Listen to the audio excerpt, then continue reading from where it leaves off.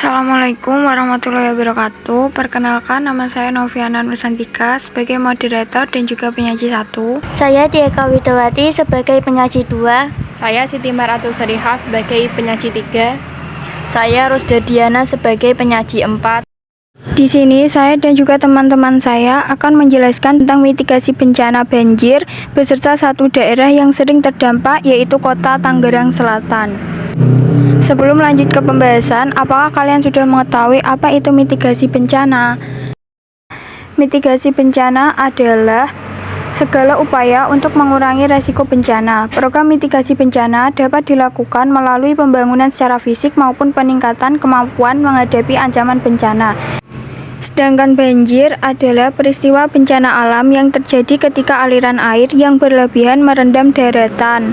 Yang pertama, di sini ada peta pemetaan daerah yang terdampak, yaitu Tangerang Selatan.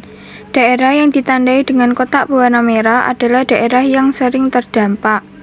Di bawah peta tersebut terdapat kecamatan beserta kelurahan daerah yang terdampak banjir. Di sini saya akan menjelaskan sekilas tentang penyebab dan akibat dari banjir di berbagai wilayah tersebut. Banjir yang terjadi di wilayah ini kebanyakan disebabkan oleh curah hujan yang tinggi dan selokan atau drainase pembangunan air tersumbat.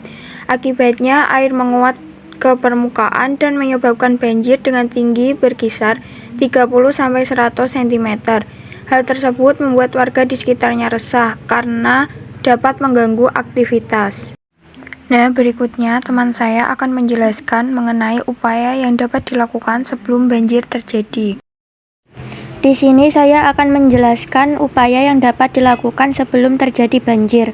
1. Letakkan surat dan barang berharga di lemari bagian atas. Beberapa orang menyimpan barang dan dokumen berharga di dalam laci atau lemari. 2. Amankan saluran listrik dan barang elektronika. Barang-barang elektronik sebaiknya dicabut dari stop kontak untuk menghindari resiko korsleting. 3. Tidak melakukan penebangan pohon di hutan. Tidak melakukan penebangan secara berlebihan tanpa adanya izin atau ilegal. 4. Tanggap informasi lingkungan sekitar. Selalu update informasi terkini mengenai kondisi sekitar wilayah Anda. 5.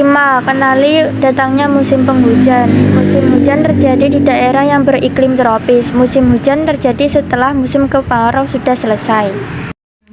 Penjelasan berikutnya adalah mengenai upaya apa saja yang dapat dilakukan saat banjir terjadi.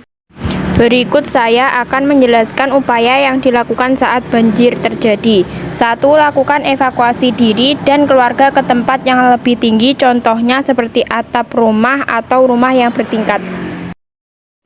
Yang kedua, menyiapkan peralatan yang diperlukan selama evakuasi, contohnya seperti menaiki perahu karet dan membawa tas siaga.